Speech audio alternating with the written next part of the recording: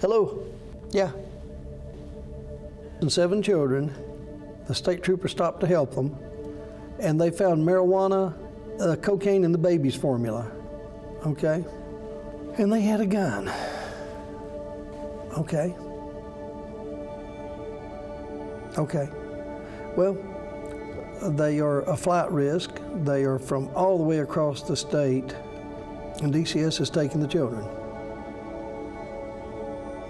It never stops, does it?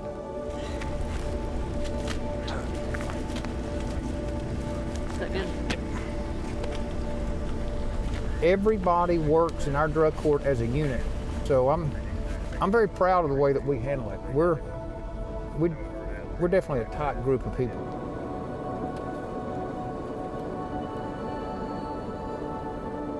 Did you hear we're getting a Dunkin' Donuts? Yes, I did. I'm pretty excited about that. And I also, what else was it?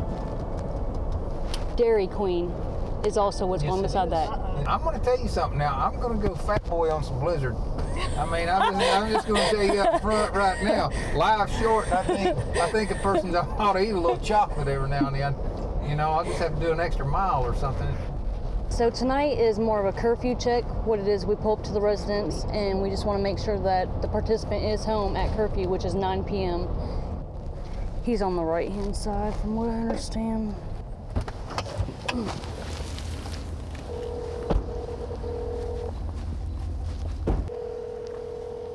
Do you think it's his mom's car? Possibly. You want to jump in and see if he's up there? That's fine. Text him. I did. I texted him 5 minutes before we got let's here. go up there and see if that's that car. There. Yeah, this is it right here. So watch that window right here. You stand right here and I'll go through. And he just got his phone. He was asleep. Ernie. Hey, how's it going? What are you doing, man?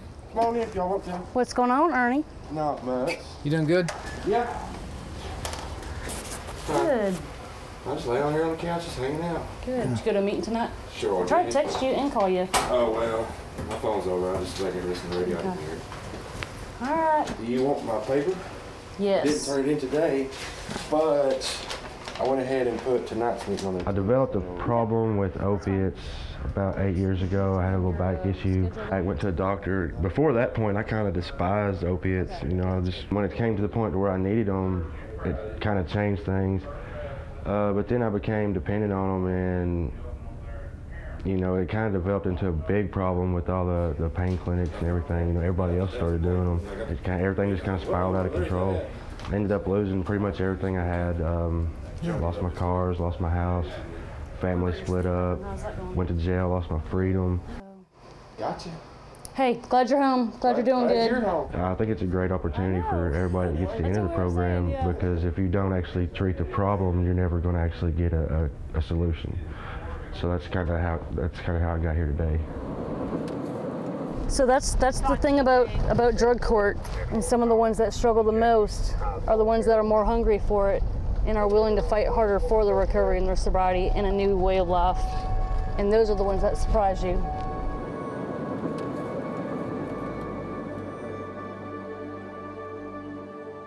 Hey, I've got my drug court going right now. I've got to get back in there, but I'll call you back, okay? My alarm clock went off this morning, and I just kind of hit it and rolled back over, fell back asleep without even meaning to. And then I woke up and I was like, oh my goodness, I'm already 20 minutes late. So had to get up and run in here real quick. I mean, I know I used to do that stuff, you know, working the midnight shift, and it can really just wear on you. You know, let's say you get home at 6, then you got to turn around and be at class at 10. It just really jacks with your sleep patterns, your overall health and everything. One of the biggest relapses I ever had was when I was working midnight. So I am very impressed with his maturity level right now. Just some of the comments and some of the things he said, to me, just seems like he's reaching a different level. And one day he said, I just finally realized it's going to take a while for things to materialize. Yeah, we had time to get some breakfast. Last week I said, I want to see positive stuff on all of you, and you did it. Everything is really, really good. Now we've got recovery coordinator behind us, we've got the DA behind us, we've got the judges behind us, you know, and when you've got people like that for the majority of my life have been locking me up, throwing me in jail, saying, you know, well, you need to do this or that. Now they're like, come on, you can do this. You know, they're actually getting behind us and pushing us and showing us that they believe in us and kind of expecting a change out of us, you know, saying, hey, you know, go out here and show these other people that it can be done. Your timeliness is still an issue. You guys are working from 4 in the afternoon until 4 in the morning. Come on, do you think that's hard? Sure it is. And we realize it. That is tough, okay? It's hard to stay focused, to stay, you know, you've got to stay awake in these classes. You know, I guess you're going to have to down a lot of coffee or whatever. You've made a special request that you be allowed to go to Oak Ridge for these meetings, go a little bit earlier so your daughter can swim. Yes, sir. That's approved too. Thank you, sir. Very good. Good job. You're healthy, aren't you? Yes, sir. Thank you. I believe so. All right. All right, Tracy, come around, please.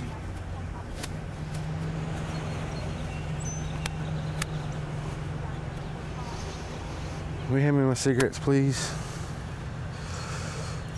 That's for Brad. You got a lighter over there? Oh. I gotta find out where he went. Did you get in trouble? No. Ashley was late today, too. So. Time and time again, Chanel and I have tried to help individuals because they're stuck in that situation and they just don't even know where to begin. Right. They don't even know where to begin asking for help. This is just the start of me packing for Monday. I start pulling the files, seeing who needs what, and then I got tons. This is where we perform the drug test. We do have mirrors to help watch them. We've got some creative people sometimes. You might walk out the door and be like, yeah, I got Chanel today, or I'm like, you're not winning in the long run. And I tell them, I mean, you're the one that's hurting. 365 days, the total amount of positive drug screens alone we had come out of our office were above 380. So that's more than 1 or 2, possibly a day. So we're going to run down on the county line. We have officers from different agencies, and they are set up on the Roane County line, and they are doing a checkpoint. It is a huge influx of opiate addiction. Money drives everything. Money makes you and I get up in the morning and go to work. Money drives everything. Heroin is going to take center stage of the opiate addiction because it's easier to get, it has a longer lasting effect, and it's somewhat cheaper. I've seen people that they get stopped by law enforcement and they'll eat the pills, and you're talking to them 1 minute and the next minute they're passed out. I firmly believe that a person that needs help has to want help. When we first started the drug court, you got your participants, set it up, and they start coming in, and then no idea that we would get so attached to these people. We got attached to them, didn't we, Ashley? Oh yeah, definitely. We're not only learning who they are, they're learning who we are, and building a trust with them in a relationship is something that we strive for, and it takes time. Okay, we're just making our rounds. Is everything good? Glad you're here, glad you're working, glad you're working. Very proud of you.